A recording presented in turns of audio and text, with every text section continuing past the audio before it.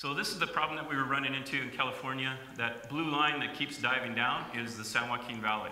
The San Joaquin Valley, the water table keeps dropping. It drops in a wet year, it drops in a dry year. We can't sustain this. This is an unsustainable model. Up until this year, up until the last several years here, it was unregulated. All groundwater use in California was basically up to the grower. He could pump as much as he wanted. He could put as big as well as he wanted in, any place he wanted, as long as it was on his property, and he could pull water from it.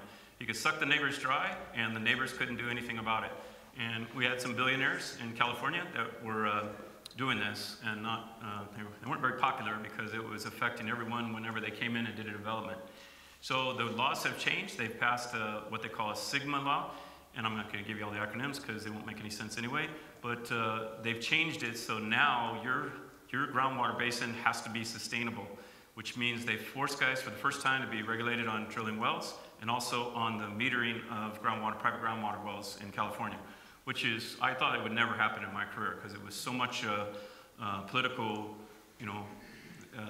the grower groups did not want to have anything in place that would restrict their pumping. Okay, so groundwater issues have huge problems. I'm sure everyone's seen this post, this famous post. I went out and surveyed it myself because somebody showed a slide. Somebody from one of our entities in California showed a slide, and he just extrapolated this down to say, well, it must have kept sinking over time. Well, there was a lot of funny things going on in California in this time frame, the 20s and the 50s, and I went out and shot it again, and it only gone down about 10 centimeters. So I tried to write to these guys and say, hey, you guys got to quit telling everybody the land's sinking in California because of farming. It's a real negative image that you're giving to everybody, and everybody's believing your slides, and you don't know what you're doing. So you got to step up in some of these cases, and it took me some time, and I've got a paper published on it right now, so I can try to contend with those kind of comments.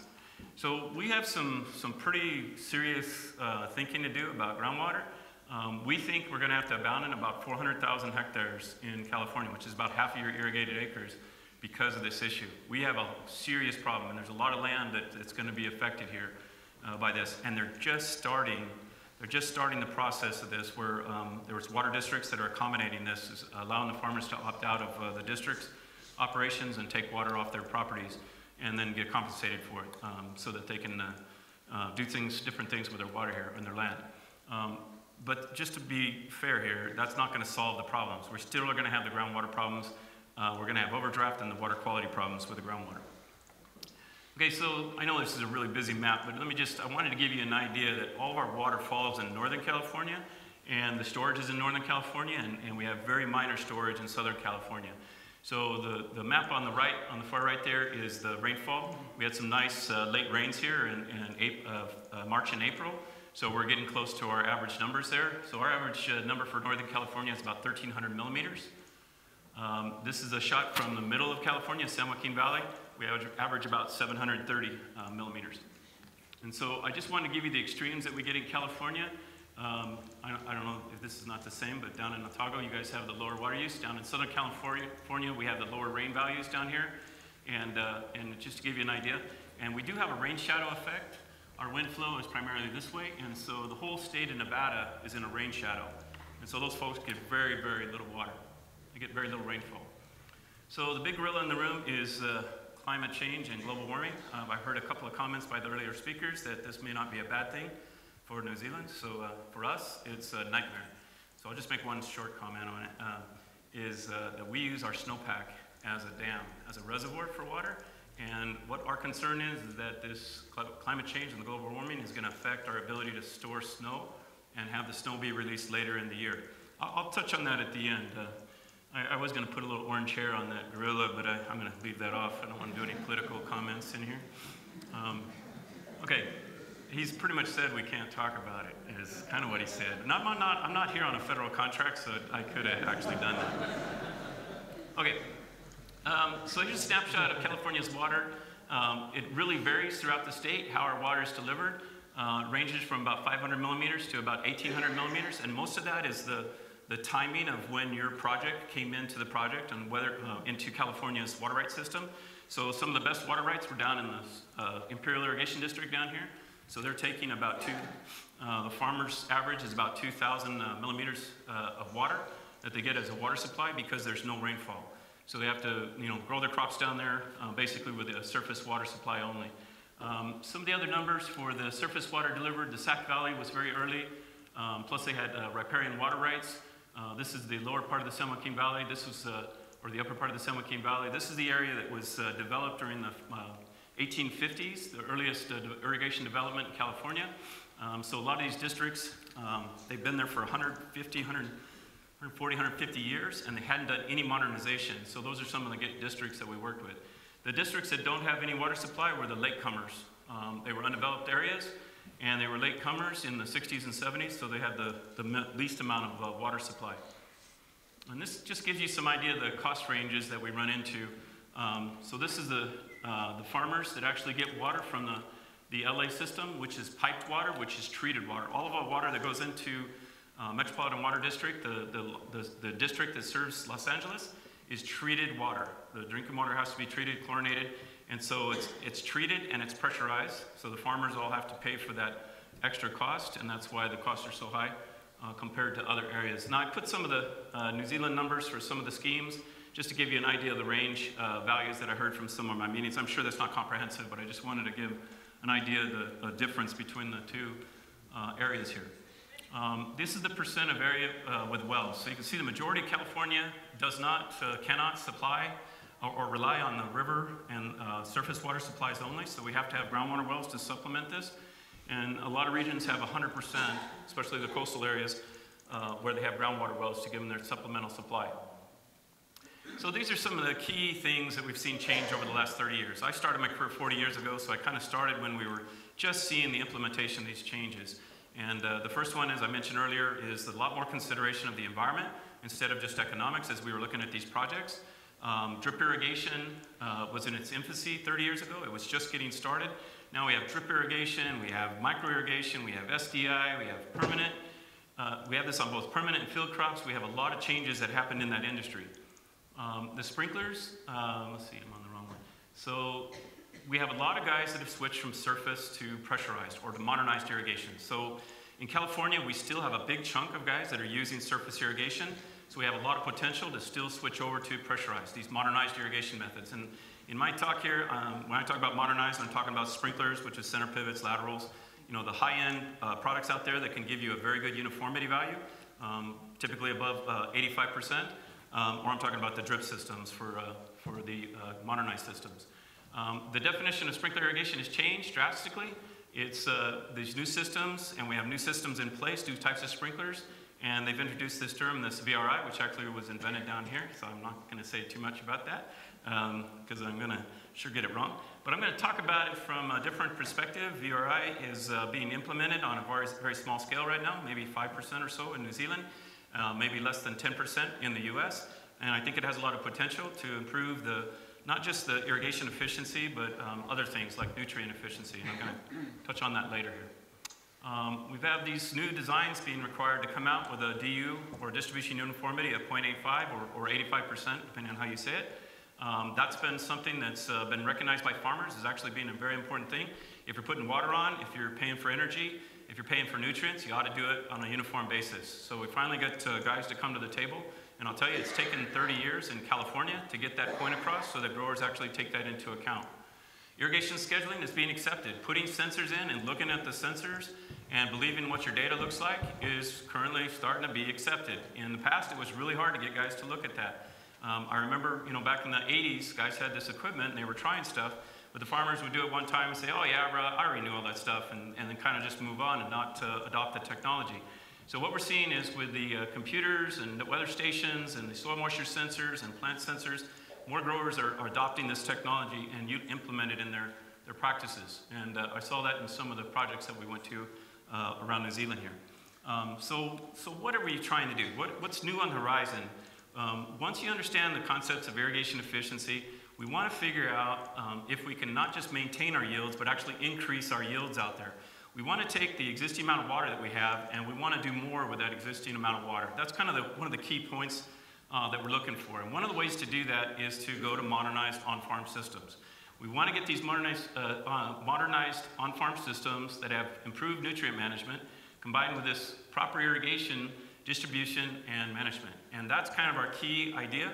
So the next part of my talk here is going to kind of go back to that focus, is how do we get those goals implemented? How do we put things together that we can have this modern irrigation to improve those efficiencies? Okay, so this is a slide. I know it's really busy and you guys probably in the back row can't see it, but here, I'll get over here so I can kind of point to things. So what it is, it's a ET, evapotranspiration, versus yield values, and the units are English units, but that doesn't matter. So what we showed is we showed this really simple regression on here, and you can see the R squareds are really good, right?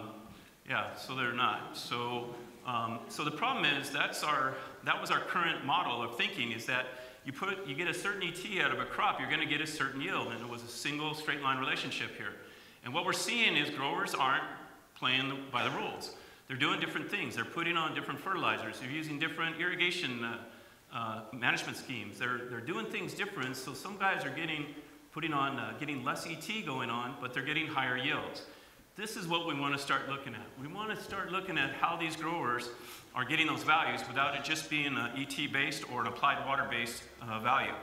So that's something that we're kind of looking at in the future. What it requires is that you have some really good tools for estimating evapotranspiration, and there's a ton of new stuff that's out there on the market that gives you ET data.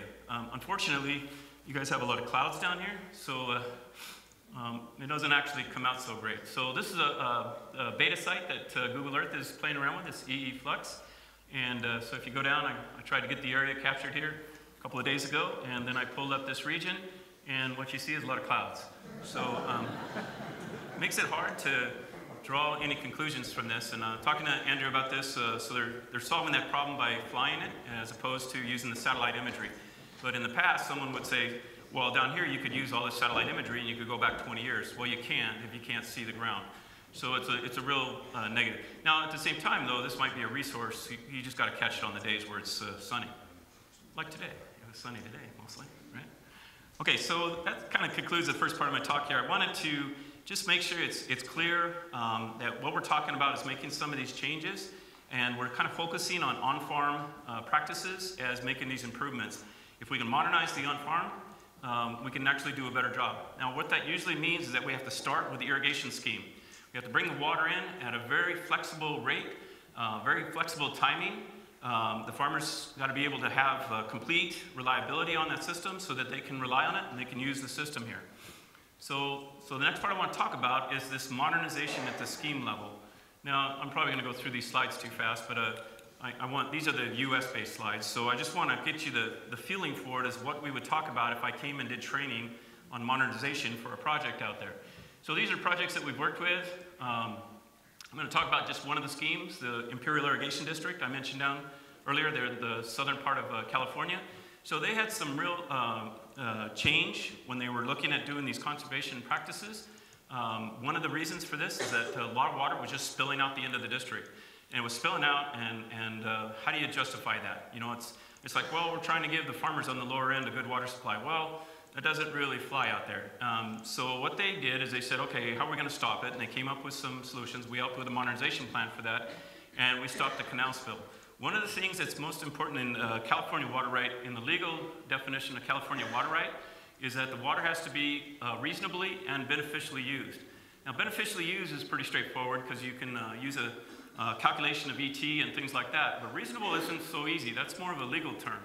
And what we're running into in California is what was reasonable 30 years ago isn't reasonable now. And so when they're up against that standard, they're not able to keep having spills. So their choice was to basically be told to quit having spill or to work with Los Angeles or San Diego and get paid for water transfers. So they did water transfer. The latest one that they did was $9.5 billion for 370,000 million, or 370 million cubic meters. So it was a major amount of water transfer that was done to finance these changes. So here's some of the changes they did. They did new lateral control structures, automated structures. They did updated their SCADA system, their telemetry system.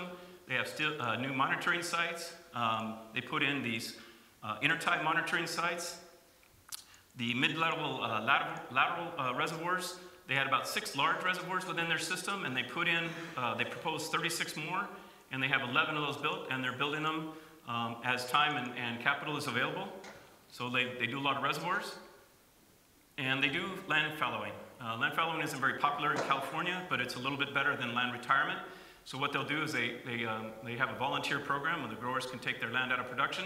It creates water savings, and that savings can be transferred then. So just some details on it so you have an idea of this Imperial Irrigation District. They have about 1,400 employees. They serve about 210,000 hectares. They've got about 5,000 kilometer canals. Most of them are concrete lined. 5,000 kilometers of canals and drains. They have about 5,000 accounts, and their charge is $250 per hectare for their water delivery. And they do both energy and water. So I wanted to give you kind of a good background of one of the irrigation schemes in California before I talk about the schemes here in New Zealand. This was the second one that we did automation on, and you can start to see the same kind of strategy here. Automation of the gates, SCADA or telemetry on the whole system, water ordering software, reservoirs, handheld information, so the irrigator can actually, the person in the field can look at his handheld device and see what's happening with the water. We have all this stuff that's being done, and this is the kind of thing that we are looking for water districts to do to modernize. Now, the one thing that's a little bit different from California to New Zealand is that this is modernizing an open race system. This isn't just going to a pipeline system. We'll take an open race system and we'll say, you know what can we do to modernize so that we get these guys to switch to modernized irrigation? I didn't think this would happen in my career. These guys were all like a border dike systems, and what they did is they switched over to drip, subsurface drip. And they have some of the most incredible yields.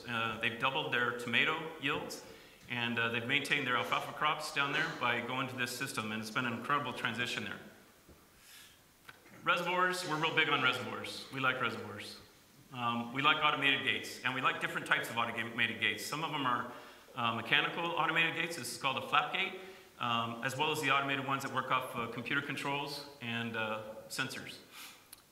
We're also real big on going out and doing in-situ measurements on flow measurement devices. What our experience has been is that not all manufacturers are created equal, and where you see differences is in the quality of the product or the accuracy of the devices. And so my comment is, one of the things that you might want to do is to make sure that you have an in-situ program, which means you go out there and you test the accuracy of your meters after they've been installed. We've seen a tendency for these things to lose accuracy over time. Maybe over 2 years or something like that, and that includes everything from propeller meters all the way to the most high-end magnetic meters that are out there. So we've also done a number of things in the on-farm market. We've had a fertigation book that we just put out. Worked with Andrew on this last week to do a master class on fertigation. I thought it was a pretty good class. And we do a lot of work on drip irrigation. We have a published manual. It's in 5 different languages. If you're interested, I'll have a book after the talk here, and you can take a look at it. Okay, so those are the kind of things that we would present out there to say, this is what we're trying to do to update the projects out there, and we really try to pitch those basic ideas. Now I only had, maybe 3 or 4 days to go visit these schemes, and I really focused on 4 schemes. So what I'm going to do is share some slides of some of the common things that I saw out in the field and what I got from my conversations with the general managers. And what you'll see is this common trend of the types of things that we talk about for doing modernization in the New Zealand projects. Now, I will apologize to the managers that are here that I may have mislabeled 1 or 2 of the slides, because I was kind of lost every once in a while in that GPS, it doesn't work that well. And I was on the wrong side of the road a lot, and anyway, I was that guy. I was that guy that, I kept turning on my windshield wipers instead of the blinker. Yeah, I got honked at a few times when I was out and about, so. I borrowed a few slides from Andrew, but I wanted to overlay California or put a shadow of California on top of New Zealand just to give you an idea of the difference. We're about 1.5 times larger, but you guys have a heck of a lot more coastline. So, the rainfall amounts, I'm going to just keep going here. So these are the schemes that I visited. I stayed up on the Canterbury Plains. These were all modernized projects. The majority of them that I looked at were pipeline projects. So that's where we looked. I've been down on the plain down here, down in Otago region also. I came last year to the training at Oamaru, and then yesterday I went on the tour that we went down out around the city here at Alexandra. And then last time we spent a lot of time wine tasting in Arrowtown. I'm not sure if I can count that or not, but we were up there, yeah. So my wife drove after that, just so you know, so she doesn't drink. So this is just a breakdown of the modernized irrigation methods in New Zealand.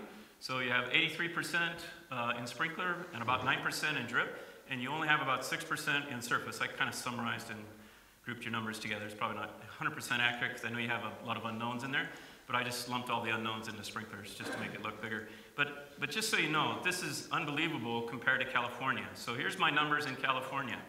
It's 15% sprinkler, 38% drip, and 43% in surface. We have a long ways to go to catch up to your guys' modernized numbers for on-farm. So that's a real positive comment to make, and our trend is to switch away from service. But somebody might ask later, I'll just answer the question right now, why don't we have more sprinklers in California? And it's a very short answer. The intake rates in California will not handle it. We can't take the intake rates of the end of a corner pivot of a 500-meter center pivot. The water will just run off the field, and we have that problem. We have lighter soils in some parts of California, and you'll see center pivots in those areas, but the majority of the San Joaquin Valley and the Sacramento Valley and the Imperial Valley, they don't have the intake rate capability. So you guys have been doing great work with getting yield increases. This is another slide I stole from Andrew, and so I just want to talk about our yield increases in California. We have these major changes that we've seen in both the improvement in decrease in water use, that's the blue line, and the increase in our yield values is the green, and the ratio of the two is the red line. So we've had these huge improvements in efficiencies in California. And I think as we have these population changes occur in California, we're going to have to deal with this. We're going to have to address this, and we're going to have to figure out how we're doing this and what the growers are doing different to get these better yields. The water efficiency things, I think we've got a pretty good handle on, but we need to start figuring out how these guys are doing a better yield. Maybe it's varieties, maybe it's fertilizer, differences in the fertilizer application rates or the types of fertilizers they're using, but there's a lot of that going on here. This is the same graph except for on an economic basis. It's the dollars per hectare values as opposed to the just the yield values. And just similar to New Zealand, dairy is our #1 crop. I just want to point that out. It's followed by grapes, almonds, cattle, lettuce, and then strawberries. Okay, so I've got 5 minutes left, and I have my most important slides, so I want to make sure I cover these. I'm just going to go down kind of by scheme and kind of read my slides here. This is at a Murray irrigation scheme. They've got an automated gate, automated screens, reservoir storage, and telemetry. This is the pipes out on the Central Plains Water Project. They're large diameter pipes up to 1,600 millimeter HDAP. They have really long joints, minimizing their wells. They have high pressure. They deliver up to 4 bars of pressure to each of the takeouts for the center pivots, so they don't have to use the local energy. They can use the energy from the pipeline. They were doing on-site manufacturing, which I actually have not seen in my career, so I'm going to take that back and share that with my colleagues. I'm sure the local folks didn't like those 100-meter long trailers moving down the roads out there, but from a cost standpoint, it's a lot more efficient if you're moving material out that way. And I saw some large diameter GRP. It was 2,500 millimeter. This was out on Central Plains. I saw SCADA and telemetry. This was from the Central Plains folks. They can see what's happening all the way down to the turnout level. And I should have put this on the slide, but one of the things that I heard was that they can actually turn the water off automatically on their phone. Now we can't do that. That's a feature that I haven't heard of before, and it's actually a kind of a nice feature. You don't pay your bill, we're going to shut your water off. And the guys don't even have to travel out to the scheme to do it. The pump stations all had VSDs. They had pressure relief valves. The pressure relief valves were large enough to start a small river if they had any pressure surges in the system, which was the kind of thing that I would look for as an engineer. I want to make sure they had that kind of protection because it's possible to get water hammer surges in the system. Telemetry. So hopefully you're starting to see the trend here is that a lot of the things that we talk about modernizing with irrigation projects were being modernized on the New Zealand schemes here. A lot of magnetic meters, automated valves on the turnouts, we had telemetry, we had air vents, and all these turnouts were located close by the main pumping station or the starting pumping station for the pivots, so it was very convenient for the growers because they didn't have to do much work to do the interconnection after the systems were installed. So that's a very good service, very service-oriented type activity. This is showing the low-head hydro systems. You know, those gates said don't go in, but it said it was okay if you were fishing, so I just took my fishing pole out there in case anybody said anything. I said, I'm not walking around, I'm trying to find a place to fish. So anyway, I was that guy too if you saw somebody walking around with a fishing pole taking pictures. So this is a mid-sized reservoirs with automation. I'm going to go faster here because I'm running out of time. Mid-sized reservoirs with a really cool sign there out of the liner material. On-farm reservoirs, so that's one of the big things that we really push for. If you don't have enough flexibility, put an on-farm reservoir in, and that helps with your flexibility. So we saw a lot of those. And we saw a lot of mag meters. Now, the one thing I will say about mag meters, and it might sound a little negative, is we've had many problems in the US with VSDs and electric fences and overhead electric wires, throwing them out of whack. And so my #1 comment would be on this is to make sure that you ground these. And going across the bolt isn't grounding. Usually we recommend that we'd like to see those things grounded all the way to the ground with a grounding rod. And this is the large diameter one, the 2,500 millimeter one. So I've never seen one that big. So again, I'm going to take some information back to our colleagues on seeing some things that I haven't seen before. Now everyone's seen center pivots, so I won't spend a lot of time on these. So I want to make sure I try to get at least most of the manufacturers up there. So I saw a lot of the corner systems, and you don't see that in the US. The US guys abandon the corners. It's a very typical practice out there, and just flying over and looking at aerials, it's hard to find center pivots here because all the corners are irrigated with the fixed grid systems or the corner arms or the K-line sprinklers, which is unique from what I've seen out in the world. But I haven't seen everything. So, and I've seen some really big things happening here on soil moisture sensors. We stopped by Craig McKenzie's ranch. He showed us how he's got sensors out there. On one pivot, he had, I believe, 16 sensors. They were doing work with EM sensors to get soil typing done, and then you can see him looking at his VRI map at the end. So I did get an example of VRI, but we were out there visiting with him, and I was a little disappointed to find out that he wasn't using fertigation on the center pivot. I was hoping to find that one grower that I could use as my example in here. So he wasn't, but one of the things that we really promote is the idea of fertigation on pivots. So I had to get those off the internet.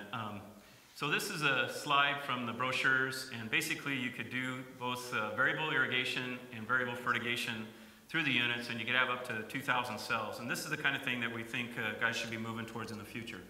I'm just going to remind everybody that chemigation valves are required. In the US, a single chemigation valve is required on all wells if you're doing any kind of chemigation.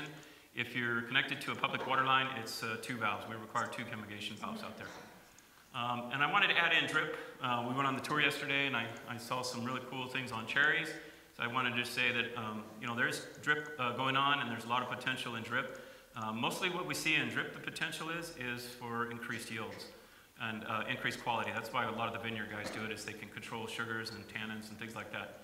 I will talk a little bit about the electricity issue with the chance that somebody might throw a rock at me. The unreliability in electricity in the rural areas has led to a lot of the growers really liking the idea of going into these pipeline schemes because they can basically get automatic pressure by having these pipelines. And so what it's done is it's eliminated the individuals trying to deal with the electric companies and changing rates and changing times. And I'll tell you a quick story about California. They just changed the time of use in California from 12 to 6 p.m. to 4 to 9 p.m. What they found was that too many people had solar panels, and they didn't need it wasn't true anymore that was your critical time period. The time period was when people came home at night when the solar panels went off. And a lot of growers invested in solar panel fields, and so they were really kind of ticked off about it. So anyway, I found some common ground on energy reasons or energy issues in both California and New Zealand. So just to summarize real quick, I know some of the New Zealand folks came out to California and they were looking at modernization schemes and our practices and what we kind of pushed. And so I'm going to take credit for all these great improvements that you made. But I will say that you guys have probably gone past us a notch or two, especially in specific areas here. And so we're going to take some of this stuff back and give everybody an idea. Now I'm going to do my update on nitrate slides just by kind of clicking through these because I'm out of time. But what I want to say is that your on-farm plans are very similar to what we're being required to do in California now. For the first time ever, we have to report irrigation use, and we have to report nitrogen. And we also have to look at a nitrogen, applied nitrogen to removed nitrogen ratio. And so the research that's being done right now is what are the values for removed nitrogen out there. And so they're playing around with some numbers, and they have some numbers, but it's really hard to figure it out. But we're working on it. But the idea is that you would have a ratio of 1. So any nitrogen that you apply actually came off the field, that you have no net bleaching loss of your nitrogen.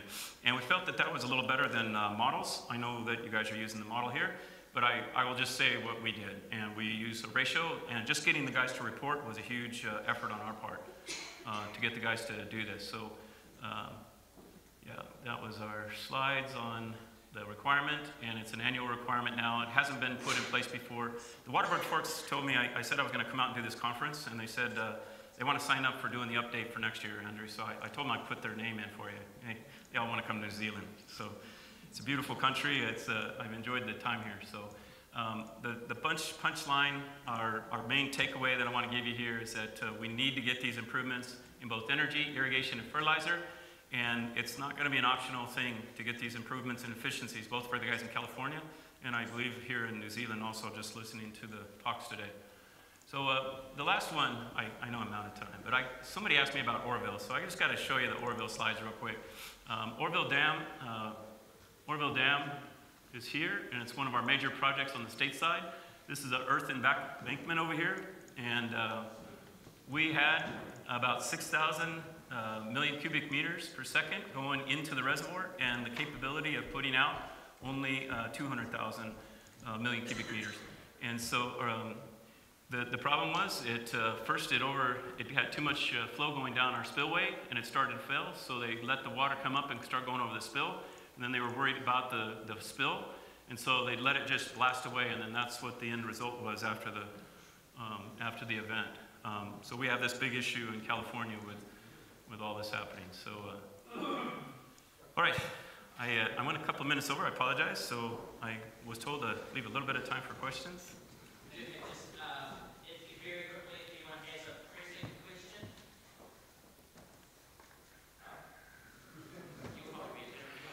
Yeah, I've had a lot of questions over the last week and a half. I'll be at dinner, and I'll be here all day tomorrow. If someone has a question, they can catch me individually.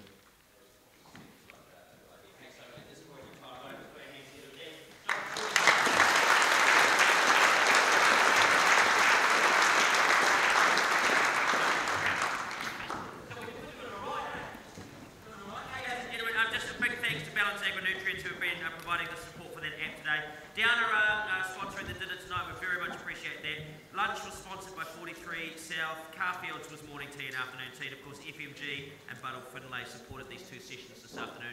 We've had some wonderful speakers today, a great summation of where we've been, where we are and where we're going to. I know there's a lot to talk about over dinner. If you don't know where your buses are going from and at what time, there's a spreadsheet type thing at the back, so have a look, and we look forward to seeing you all at dinner. Please show your support for all of our sponsors, all of our speakers today. It's been a great program. We'll see you